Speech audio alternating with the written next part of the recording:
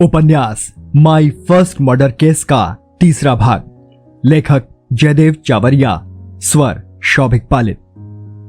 अगले दिन लगभग 10 बजे का समय हो रहा था। कैफे रेस्टोरेंट राजनगर का सबसे बेहतरीन रेस्टोरेंट में से एक रेस्टोरेंट था, जिसमें प्राइवेट केबिन की सुविधा उपलब्ध थी। अंदर से केबिन काफी सुंदर था। दीवारों पर काफी सुंदर पेंटिंग की हुई थी, जो उस साधारण से केबिन को काफी आकर्षक बना रही थी। केबिन में 2 लेडीज बात कर रही थी कि दरवाजे पर दस्तक हुई। उनकी बातें बीच में रुक गई। पूर्वी मैम, आपका ऑर्डर तैयार है। ठीक है, पूर्वी बोली। तब केबिन में एक वेटर आया, जिसके हाथ में एक ट्रे थी। ट्रे में 2 कप कॉफी और 2 सैंडविच थे, जिन्हें टेबल पर रखकर वेटर वापस चला गया। तभी जूली बोली, मैं पूर्वी आपसे माफी चाहती हूं कि मैं आपका एक छोटा सा काम नहीं कर सकी। जूली मेरी बहन, क्यों मुझे शर्मिंदा कर रही हो? पूर्वी बोली, जिसके पूरे जिस्म पर काले कपड़े थे। वह चेहरे पर बुर्का था। जितना तुमने मेरे लिए किया, मेरे हिसाब से आज के जमाने में कोई किसी के लिए नहीं करता। अपने घर से सारी रात गायब रहना ये कोई छोटी बात नहीं है। और वैसे भी तुमने तो अपना काम कर दिया था, पर तुम्हें क्या पता था कि रॉकी भी तुम्हारी ड्रिंक में बेहोशी की गोली मिला देगा? वैसे आप ठीक कह रही हो, जूली बोली, पर उसके बाद क्या हुआ?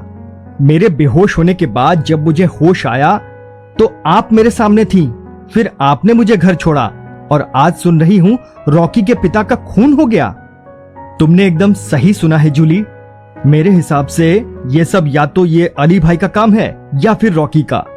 मेरे हिसाब से मुझे ये अली भाई का काम लग रहा है, क्योंकि रॉकी ने अली भाई से 2 लाख रुपए ले रखे थे।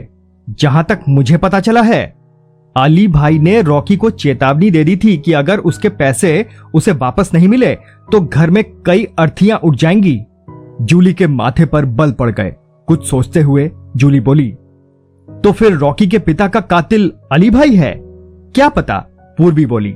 शायद रॉकी ही कातिल हो। अपने पिता का खून उसी ने किया हो। बात तो वही है ना जूली।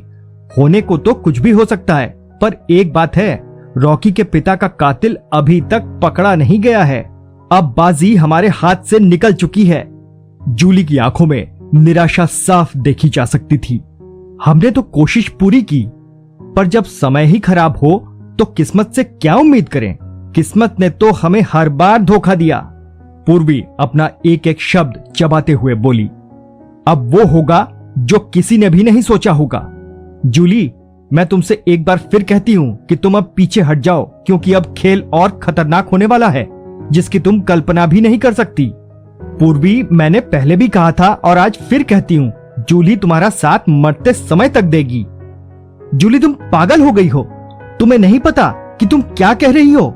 ये तुम नहीं, मेरे प्रति तुम्हारा प्रेम व श्रद्धा बोल रही है। आपने पहले भी मना किया था, पर मैं अपने फैसले पर अड़ी रही। आज फिर मैं वही कहती हूं, मैं आपका साथ अपनी आखिरी सांस तक दूंगी। जूली, तुम मेरी बात मानती क्यों नहीं? मैंने पहले ही अपना सब कुछ खो दिया है। अब मैं तुम्हें नहीं खोना चाहती।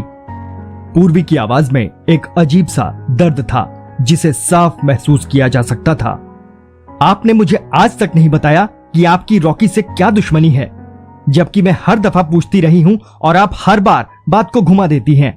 आपको मेरी कसम, अगर आप मुझे थोड़ा भी प्यार करती हैं तो प्लीज मुझे बताएं कि आखिर कौन सी ऐसी बात है जो आप रॉकी से इतनी नफरत करती हो। जूली, तुम ना जानो तो तुम्हारे लिए अच्छा होगा। छोड़ो सारी बात को।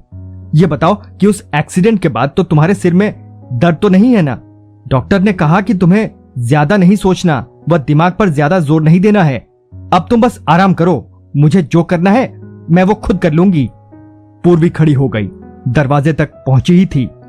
प्लीज रुक जाओ। जूली की आंखों में आंसू थे। मुझे ऐसे छोड़कर मत जाओ। मेरे बुरे समय में आप मेरे साथ थी। मुझे याद है कि जब मेरा रोड पर एक्सीडेंट हुआ था, तब कोई भी मेरी मदद के लिए आगे नहीं आया। आप उस दिन किसी फरिश्ते की तरह मेरी जिंदगी में आई और मुझे बचाया। मेरा नया जन्म जो अब आपके नाम है, बुरे समय में मैं आपकी मदद ना करूं, ऐसा हो ही नहीं सकता। पूर्वी बोली, तुम मुझसे इतना प्यार क्यों करती हो? अगर मेरी जगह कोई और व्यक्ति भी होता तो तुम्हारी मदद जरूर करता। मुझसे जो बन सका था वो मैंने किया। मैंने तो बस एक इंसान होने का फर्ज निभाया, उससे ज्यादा मैंने तुम्हारे लिए कुछ नहीं किया। प्लीज पूर्वी, मैं आपकी मदद करना चाहती हूँ, मुझे ऐसा करने से मत रोको, वरना पूरी जिंदगी मुझे ये मलाल रहेगा कि मैं अपनी बहन पूर्वी की कोई मदद नहीं कर सकी, जबकि मैं मदद कर सकती थी। मैं तुम्हारे प्यार के आगे हार मानती हूँ, तुम मेरे साथ हो। पूर्वी, अब तो बता दो कि आप रॉकी से नफरत क्यों करती हो? जूली, क्यों तुम भरे हुए जख्मों को हरा कर रही हो? जिस बात को मैं तुमसे छुपाना चाहती हूँ, तुम उसे ही जानना चाहती हो। तुम वो पहली शख्स हो जो मेरा ये रहस्य जानने जा रही हो, पर अगली बार जब अपनी मुलाकात होगी तब तुम्हें सब कुछ बता दूंगी। तेरी कसम जूली, भरोसा कर मेरा। जूली ने सहमति में अपनी गर्दन हिलाई। पूर्वी बोली, जूली, अब चलने का समय हो गया है, फिर मिलते हैं। फिर पूर्वी दरवाजा खोलकर बाहर निकल गई। पूर्वी को अपने आप दूर होता देखकर जूली को ऐसा लग रहा था कि जैसे कि एक बाप अपनी लड़की को शादी के समय विदा कर रहा है। रॉकी वादे के मुताबिक सुबह क्लब न जा सका क्योंकि पिछली रात किसी ने उसके पिता का खून कर दिया और सेफ के सारे पैसे चोरी कर लिए। अगले दिन जब रॉकी क्लब गया तो उसके हाथ में एक सूटकेस था, पर सूटकेस खाली था क्योंकि रॉकी पैसों का जुगाड़ नहीं कर सका, जिसके कारण उसे यह खेल खेलना पड़ा कि अगर अली भाई बैग खोल के देखेगा तो उसमें उसे कपड़े मिलेंगे, न कि पैसे। पैसे न मिलने पर मैं बोल दूंगा कि मैं तो घर से पैसे लाया था, पता नहीं कैसे कपड़े आ गए। दरअसल रॉकी को थोड़ा समय चाहिए था कि कहीं से पैसों का जुगाड़ हो जाए और वो अली भाई से अपना पीछा छुड़ा ले। रॉकी को अली भाई क्लब में कहीं नहीं मिला। फिर उसे मुस्तफा दिखाई दिया। मुस्तफा अली भाई का एक वफादार आदमी था जो उसके पीछे से अली भाई का सारा कारोबार संभालता था। मुस्तफा भाई, क्या हाल चाल? रॉकी उसके नजदीक आकर बोला। सब बढ़िया है ना?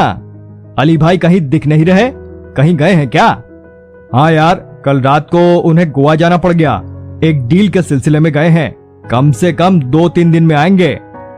चलो कोई बात नहीं। रॉकी के चेहरे पर रौनक आ गई। क्यों, कोई काम था अली भाई से? रॉकी के हाथ में सूटकेस देखकर मुस्तफा बोला, नहीं ऐसी कोई बात नहीं, मैं यहां से गुजर रहा था, सोचा अली भाई से मिलता चलूं। क्या बात है, आज तुम नशे में नहीं हो? वरना तुम्हें जब भी देखा है बस नशे में ही देखा है। रॉकी के चेहरे पर दर्द की एक लहर सी गुजरी। कल रात करीब 12 और 2 बजे के बीच किसी ने मेरे पिता का खून कर दिया।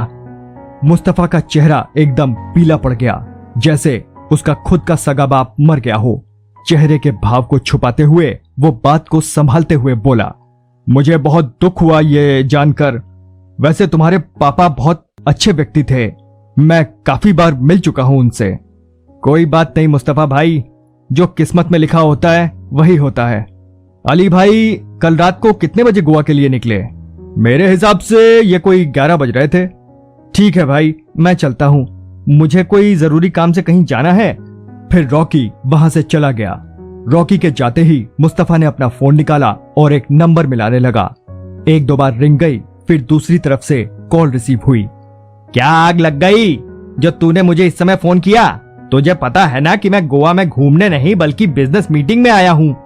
उस्ताद बात तो सुन लो, अली भाई झुंझलाए हुए स्वर में बोला। क्या खाक सुन लूं? बोलो क्या बोलना है, मेरे पास समय कम है। अभी 1 मिनट पहले क्लब में रॉकी आया था और आपके बारे में पूछ रहा था। उसके हाथ में एक सूटकेस भी था, पर साले ने कुछ बताया ही नहीं। अरे पागल, अली भाई मुस्तफा पर चीखा। वो मुझे पैसे देने आया होगा, तूने उसे वापस भेज दिया।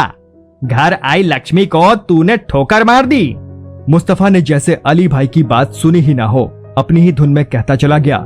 उस्ताद आपको पता है किसी ने कल रात को रॉकी के बाप का खून कर दिया। क्या? अली भाई की आवाज मानो कंठ में फंस गई। वो बड़ी मुश्किल से कह पाया, कातिल पकड़ा गया? नहीं भाई, अभी तो पुलिस छानबीन कर रही है। वो इंस्पेक्टर नवनीश के हाथ में अशोक नंदा का मर्डर केस है। मेरी बात कान खोल के सुन ले, तुझे रॉकी की पल पल की हर खबर रखनी है और मुझे बताते रहना कि वहाँ के हालात कैसे हैं। जी उस्ताद, आप यहाँ की परवाह ना करें, मैं हूं ना। जैसे ही कोई नई जानकारी मिलेगी वैसे ही आपको सूचित करता हूं। दोपहर का समय था। विनय इस समय काफी परेशान नजर आ रहा था। बाप के मरने से नहीं, बल्कि इसलिए क्योंकि उसके 5 लाख रुपए डूब गए। उसने प्रॉपर्टी डीलर को बहुत समझाया पर वो नहीं माना। आखिर विनय को हार माननी पड़ी। संजना भन्नाई हुई सी बोली, अगर किसी को उस बूढ़े को मारना था तो अगले दिन मार देता, कम से कम हमें तो 50 लाख रुपए मिल जाते। विनय की आंखों में लालच के कीटाणु साफ दिखाई दे रहे थे। कोई बात नहीं, जो होता है अच्छे के लिए होता है। पापा के मरने के बाद अब सबको अपना अपना हिस्सा मिल जाएगा। क्या तुम सच कह रहे हो? अगर ऐसा होता है तो फिर तो समझो अपने बारे न्यारे हो जाएंगे। राजनगर में अपने 2 शोरूम हैं, उनमें से एक अपना और एक बलवंत का होगा। तुम भूल रही हो संजना, इसमें रॉकी का हिस्सा भी है। 2 शोरूम हैं और हिस्सेदार 3 हैं। बहुत विकट परिस्थिति है। शायद साक्षी का भी हिस्सा हो जायदाद में। शायद जायदाद में वैसे सबका हिस्सा है, पर पापा का पता नहीं क्या करें। वैसे मेरे हिसाब से सबसे ज्यादा फायदा भाई भाभी को ही हो सकता है, क्योंकि सभी जानते हैं कि वो एक आदर्श बेटा है। जैसे कि राम था, भाभी हमारी सीता, क्योंकि इन्होंने हमेशा मम्मी पापा का कहना माना। दूसरी तरफ रॉकी दिन रात नशे में रहता है, उसे कोई मतलब ही नहीं पड़ता किसी के मरने से। इनमें से साक्षी भी भाई भाभी की तरह है। जायदाद में मेरे हिसाब से 4 हिस्से होंगे। क्या पता बूढ़ा वसीयत किसी एक नाम कर जाए सारी जायदाद। संजना नफरत से बोली, तुम कह तो ठीक रही हो, बूढ़ा साला था भी तो पागल। पता नहीं किसी एक के नाम कर गया हो। अगर ऐसा हुआ तो हम बर्बाद हो जाएंगे। अब आखिरी उम्मीद बस वो वसीयत ही बची है, जो हमें या तो आबाद कर देगी या फिर बर्बाद कर देगी। देखते हैं क्या होता है, क्या लिखा है किस्मत में भगवान ने। वो फिर कुछ बड़बड़ाने लगा। मुश्किल समय कटता जरूर है, पर बहुत तड़पाने के बाद। मोहिनी अपने बेड पर बैठी हुई थी। इस समय उसका चेहरा किसी शमशान की बुझी हुई राख की तरह दिखाई दे रहा था। मांग सूनी, हाथ खाली, सफेद साड़ी, आंखों में आंसू और चेहरा किसी गहरी सोच में डूबा हुआ नजर आया। तभी अचानक दरवाजे पर दस्तक हुई। मोहिनी गहरी सोच में डूबी होने के कारण दस्तक को नहीं सुन सकी। दोबारा जोर से आहट होने पर मोहिनी को होश आया। कौन है? मोहिनी जोर से बोली। जब से अशोक नंदा इस दुनिया से गया, तब से मोहिनी किसी से भी नहीं मिलती। अगर कोई जरूरी काम हो तो बेशक मिल लेती है, वरना नहीं।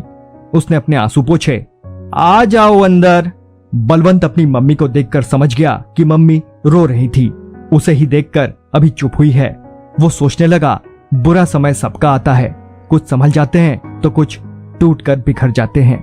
मम्मी जी, डीलर को पैसे देने थे। देने तो थे उसी दिन जिस दिन पिताजी की हत्या हुई, पर उसके बाद वो चुप हो गया। बलवंत अपनी मम्मी का ध्यान हटाने के लिए बोला, मम्मी, डीलर से बहुत अच्छा सौदा हुआ है और राजनगर के लगभग सारे ग्राहक ही अपने पास आते हैं।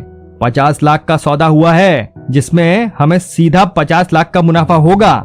सेठ सुमेर बत्रा जी से अपने बहुत अच्छे रिश्ते हैं, जिनकी बदौलत हमसे इतनी बढ़िया डील कर रहे हैं। मोहिनी के चेहरे पर थोड़ी सी रौनक आई थी। वो सोच रही थी कि मेरा बेटा कैसे सारे काम कर रहा है। ठीक है, सेफ से पैसे ले लो। तभी दरवाजे पर किसी की दस्तक हुई। हेलो, क्या मैं अंदर आ सकता हूँ? वो कोई और नहीं बल्कि घनश्याम था, जो एक क्रिमिनल लॉयर था। अशोक नंदा ने अपनी वसीयत घनश्याम के पास ही सुरक्षित रखी थी। उसी के सिलसिले में वो मोहिनी से मिलने आया था। अरे कैसी बात करते हैं आप घनश्याम जी, आपका अपना घर है, आप भी तो हमारे घर के ही एक सदस्य हैं। घनश्याम सोफे पर बैठा हुआ बोला। अशोक जी की वसीयत के बारे में बात करनी थी। मैं संडे को वसीयत लेकर आता हूँ। संडे को आप सब लोगों की छुट्टी होती है और साथ में मेरी भी। उसी दिन अशोक जी की वसीयत खोलेंगे। मोहिनी मरे स्वर में बोली, जैसा आप उचित समझे। क्यों बलवंत, मैं कुछ गलत कह रही हूँ? नहीं मम्मी, बलवंत जल्दी से बोला। जैसा आपने कह दिया वैसा ही होगा। घनश्याम बोला।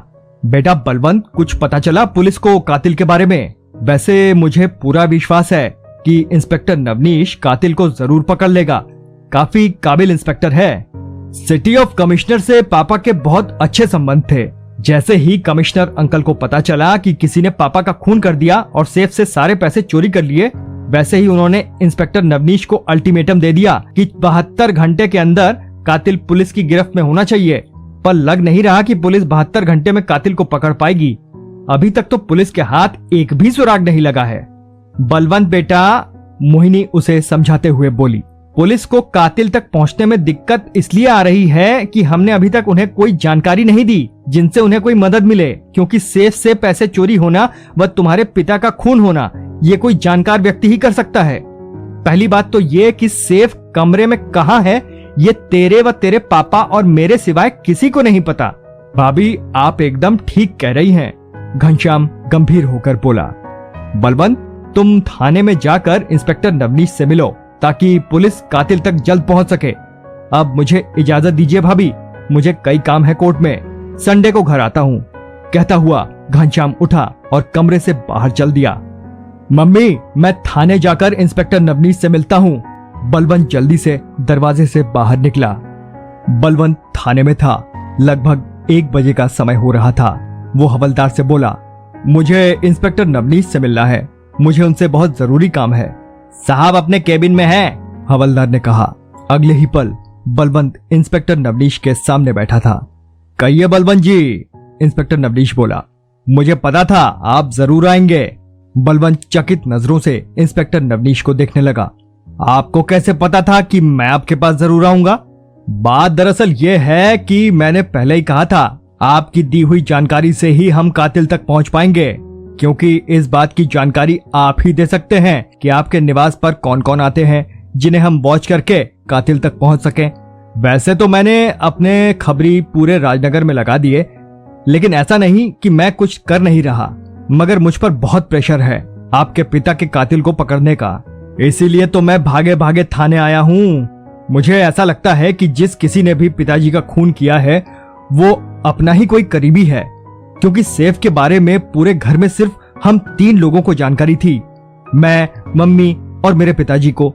यानी कि जिस किसी ने भी सेफ से पैसे चुराए हैं वो कोई बाहर का आदमी नहीं हो सकता, और जिसने भी पिताजी का खून किया है सिर्फ पैसों के लिए ही किया है।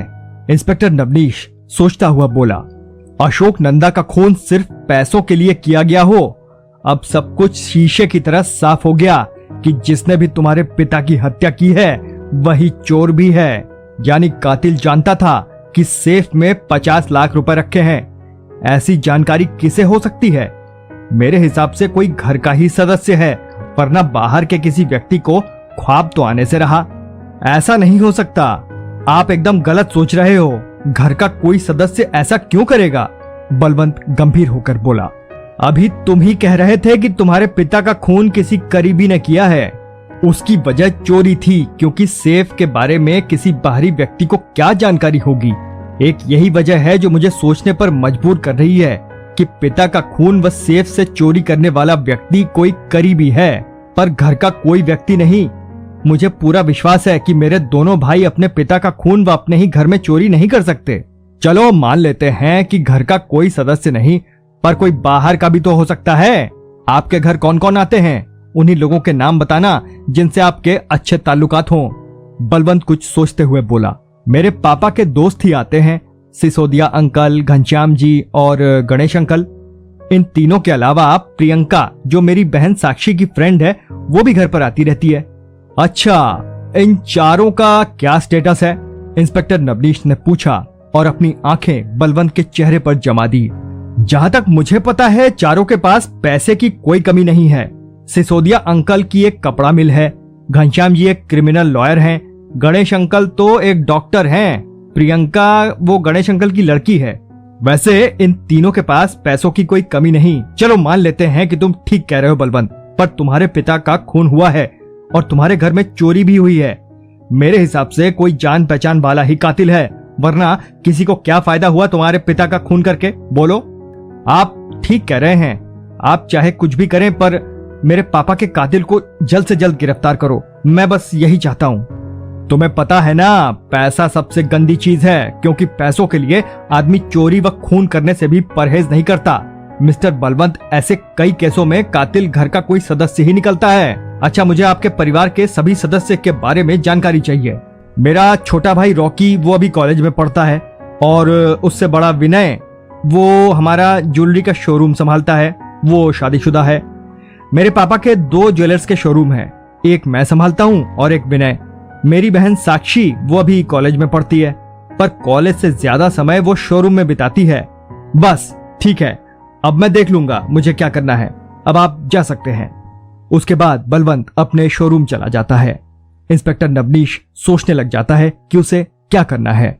उसके अगले ही पल नवनीश ने हवलदार सोमदत्त को बुलाया और उसे आदेश दिए कि अशोक नंदा के परिवार के सभी सदस्यों पर निगरानी के लिए अपने कई पुलिस वाले लगा दें, ताकि पुलिस वाले अशोक नंदा के पूरे परिवार के बारे में जानकारी जुटा सकें कि कौन क्या करता है, कहां जाता है और किससे मिलता है।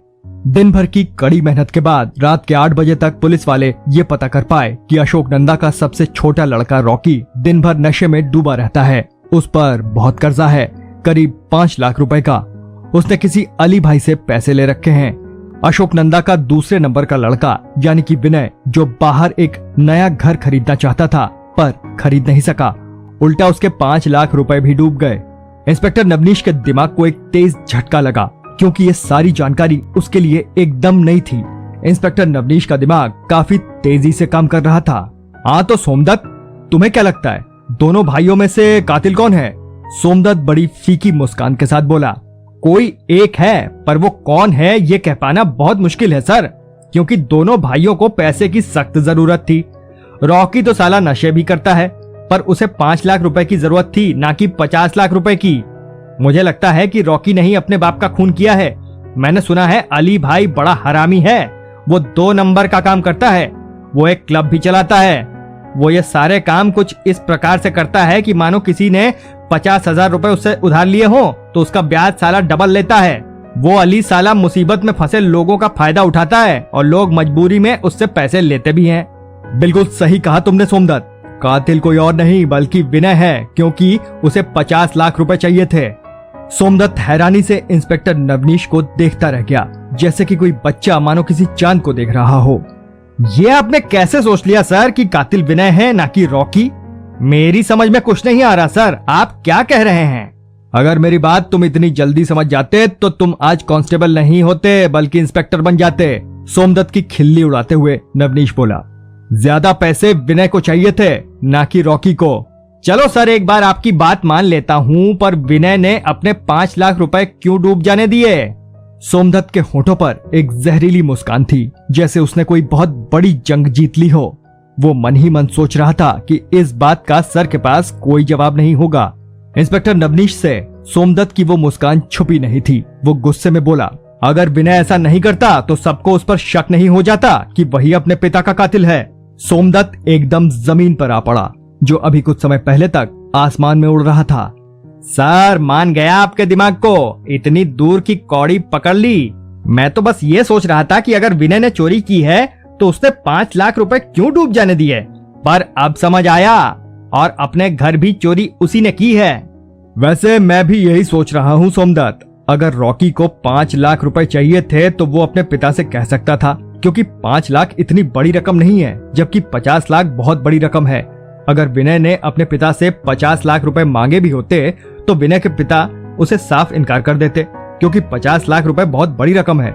सर, एक बात है दिमाग में बहुत देर से चल रही है, वो बात यह है कि अशोक नंदा का भवन कितना बड़ा है, फिर क्यों विनय को अपना अलग घर चाहिए? बात कुछ जमी नहीं। अरे सोमदत्त, इंस्पेक्टर नवनीश उसे समझाते हुए बोला, जहां औरत होती है ना, उस घर में महाभारत ना हो, ऐसा हो सकता है? सोमदत्त कुछ नहीं बोला। उसके होठों पर एक बहुत प्यारी मुस्कान खिल उठी। तो चलो, इंस्पेक्टर नवनीश कुर्सी से खड़ा होता हुआ बोला, फैसला हो गया। सोमदत्त, तुम जीप निकालो, अशोक नंदा भवन पर चलते हैं और विनय को गिरफ्तार करते हैं।